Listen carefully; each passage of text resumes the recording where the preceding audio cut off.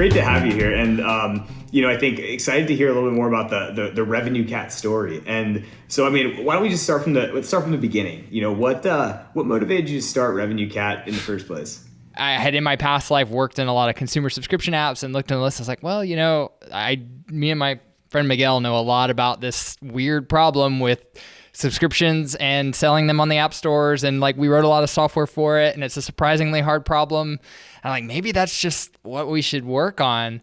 And then kind of later we backed into it did really motivate us and excite. It's kind of fell in love later with the idea. Once I saw other developers taking it up and really realizing this is a real problem that we're solving for people, and it's enabling them to be more economically independent or grow their businesses and stuff like that. Now I'm totally drink the Kool-Aid, change the world person. But it's kind of interesting. I started with a really small, maybe this literally started off as kind of a side project idea. And then now it's blown up a little bit.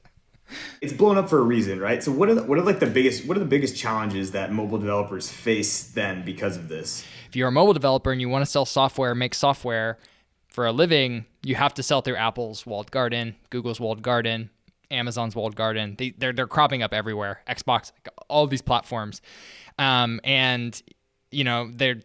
was savvy when they created the App Store. The first year they didn't have this concept of in-app purchase. It was sell up front or free. And then they created this and kind of blew it open. Initially it was big on consumables, and that's when Zynga had their big mobile explosion in revenue, and there was a lot of other titles in that. And it took a little while, and subscriptions came around, and developers have to adapt to working in these ecosystems. They're distributors. The app stores are distributors, and whether you're working with Walmart as your distributor or the App Store or whatever, interfacing with those big companies as a little company isn't always the easiest. So we see ourselves we solve the in-app purchase problem, but then we also are bringing together a whole bunch of tools to just help developers. Sorry, now I'm see how I seamlessly switched into selling RevenueCat. That's all I do. It's amazing. It was just a subtle plug. What's interesting is, far before the pandemic, fully distributed team since day one. What was the thought process behind saying, I'm going to build this company from day zero, fully remote? We're very bold on remote. I think there's just this equity aspect of it, of taking this concentrated wealth and knowledge in Silicon Valley and other tech hubs and kind of bringing it to the rest of the world, kind of helping the rest of the world catch up on some of this growth in the last 20 years. And then, for me, very practically, I'm in Ohio now. I'm from Ohio. My wife lives here. I'm able to, when the pandemic happened, I was okay, now's my moment. The investors won't be able to say anything, right? And I got on a plane and I was out of there. And it's been great. I can focus here and run the company, and, I'll be making trips back and things like that. But I think I think it's served us really well. It's not without challenges. There are some days when I'm just gosh, I just wish we were all in a room. Especially if something's tense or complicated. Sometimes a Zoom call is just another headache, right? But I'm looking forward to mixing in-person meetups and things like that, and flexibility. So the app economy is booming. A lot of people are talking about it.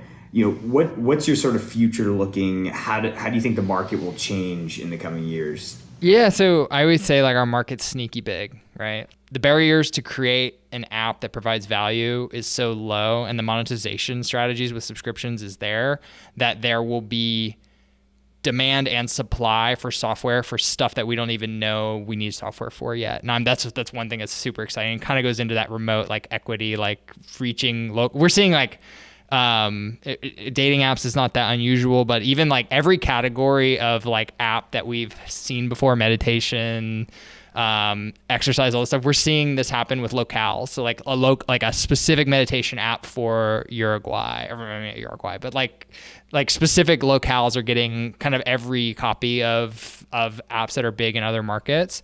So I think that's going to happen just as the market gets bigger, the demand will get bigger, and as phone penetration and the propensity to spend is going up. You still, I talk to, folks who aren't in tech and talk to them about what we do, and they're oh, I don't do apps and I don't do subscriptions, right? And there's going to just continue to be this mindset shift as more people are realizing the value that these small pieces of software that you carry with you everywhere can bring to your life. And I think there's a tremendous amount of growth that we're going to see yet on that side. And then I think sort of this is micro or macro trends, but I think there's a lot going on right now with like, hey, is Apple a monopoly? Are we allowed to do this forever? Things like this. I don't know where any of that stuff is going to go. And I kind of think it's a bit of it doesn't really matter. I mean, it does matter, but like, I think it's a bigger story than it really is, when the real story is like phones in everybody's pocket, the ability to sell software, and the willingness for consumers to buy SaaS for themselves. That's really the story. And, whether or not Apple gets deregulated or regulated and split up in certain whatever, we'll figure it out. And but I really think just like this massive motion is just like going to keep going. One of the things I've always admired most about you is, you have this ability to go from, I'm working more hours than there are in a day being a startup founder, but at the same time, I'm an extreme sports enthusiast. You and I, both big surfers, I think that your pilot, into your racing car thing, you've done the 24 hours of Le Mans. What's the most challenging thing you've done aside from being the founder of a startup? Fabricating a race car. That was like a thing that I had never done. Metalworking, I had never done anything like this. And I've just become like super obsessed with it. Like not on a side thing. Like it's like an intellectual curiosity of like, how do cars work? How do the motors work? How do the computers work? I started hacking the computer in the little race car I bought, and like it's an older thing, and like I had to like dump the RAM and like read out and decompile the code and all this stuff. So I don't know. I think just any sort of like busy, slightly dangerous intellectual busy box. That's my sweet spot, which I think pretty much sums up being a founder. So well, first off, thank you for letting me live vicariously through you in a lot of those ways. And I think it's been a fun run so far, and I'm excited for what's to come. So thanks for hanging out with me for a little bit. Oh, I'm glad to sit down and chat, hang out with Index anytime I can. Love you guys.